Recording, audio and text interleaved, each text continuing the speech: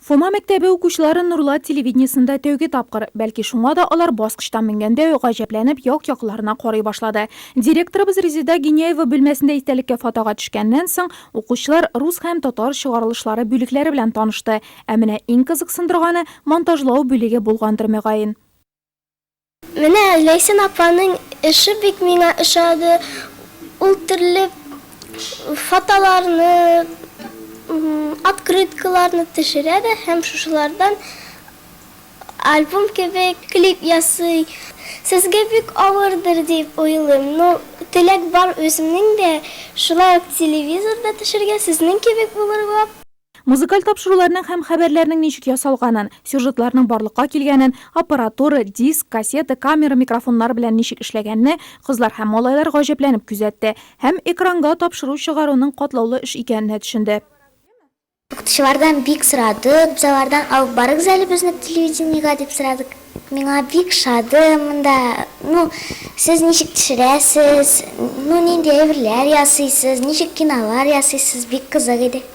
Тәүге эфир китабы, беренче язмалар, беренче камера укучылар телевидение музеенда шитләп узмады. Кесә телефоннарына һәм планшетларына экскурсияның һәр мизгелен төшереп барды.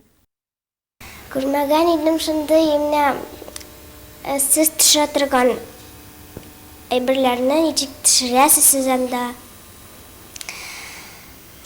Сезне күрмәгән идем чыннан күреп күзем белән. Телевизордан түгел булай. Мин әле корреспондент булып эшләр идем. Экскурсияны дәвам итеп укучылар ДФМ Нурлат һәм авторадио станцияләрендә карап китте. Йомырка савытлары нигә диварга ябыштырыла, алып баручылар ничек итеп радиода сөйли, матчтыбызга нигә шул кадәр күп тәлинкә эленә, балалар бу көнне күп һәм кызыклы мәгълүмат туплый алды.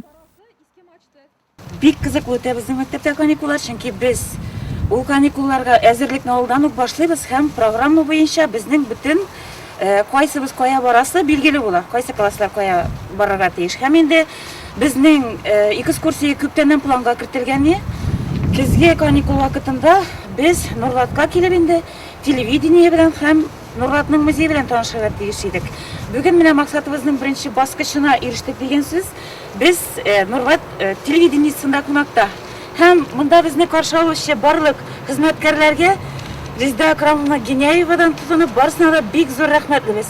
Чөнки алар безне тулы иттереп, эчтәлекле иттереп, үзләренең эшләре белән таныштырдылар. Укучыларның экскурсияләре дәвам итә. Мәктәп автобусы аларны шәһәр музеена алып китә. Без исә аларны бер атналык кына булса да, бу балаларның каникуллары истәлекле һәм мактыргыч уза дип озатып калдык.